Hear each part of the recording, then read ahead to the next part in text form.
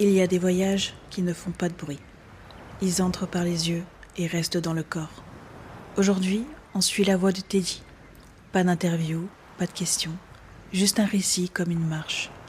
Un voyage en Albanie, entre montagnes immenses, routes qui serrent le cœur, et grands espaces vides, beaux comme des silences.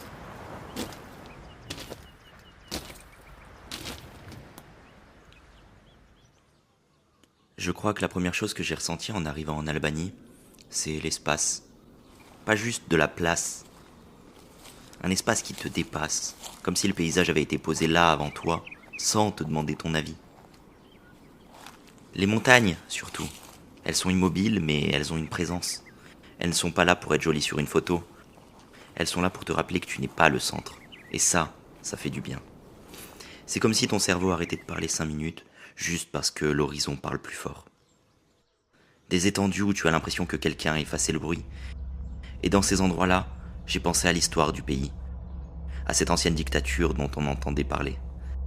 Parce qu'il y a des silences qui ne sont pas calmes. Des silences qui ont l'air d'avoir été appris, comme une habitude. Tu passes, tu regardes, et tu sens que ce vide-là a une mémoire. C'est étrange, parce que c'est magnifique, vraiment. Mais c'est une beauté qui ne fait pas que sourire. Elle te serre un peu, gentiment, comme une main posée sur l'épaule. Et puis il y a la route. Je ne sais pas comment l'expliquer autrement.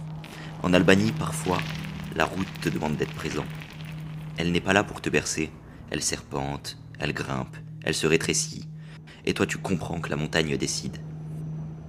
Il y a des virages où tu te dis « Ok, là, je respecte. » Mais ce n'est pas un danger spectaculaire.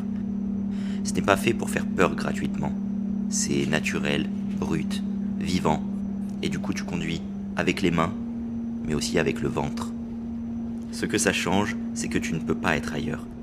Tu ne peux pas être dans tes notifications, dans tes pensées, dans ton stress habituel. Tu es là. Et quand tu es là, tout devient plus intense.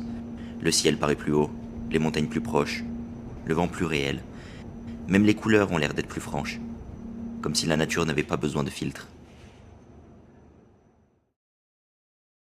Et au milieu de tout ça, il y a les gens.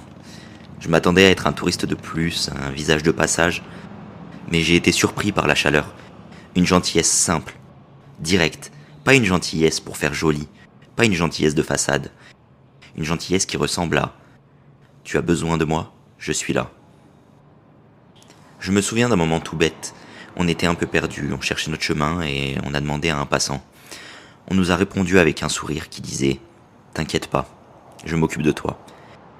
Et ça, je crois que c'est ce que je retiens le plus, ce mélange de rudesse du décor, les montagnes, les routes, le vide, la douceur humaine qui vient t'effleurer délicatement, comme la brise du printemps.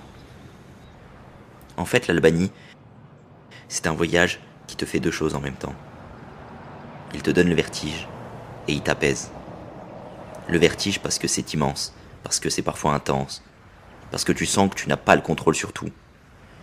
Et l'apaisement parce que justement, tu arrêtes d'essayer de tout contrôler. Et quand tu rentres, tu gardes des images. Pas forcément les plus instagrammables. Parfois c'est juste une route vide, avec les montagnes au loin. Un grand espace silencieux, un sourire. Un moment où tu t'es senti minuscule.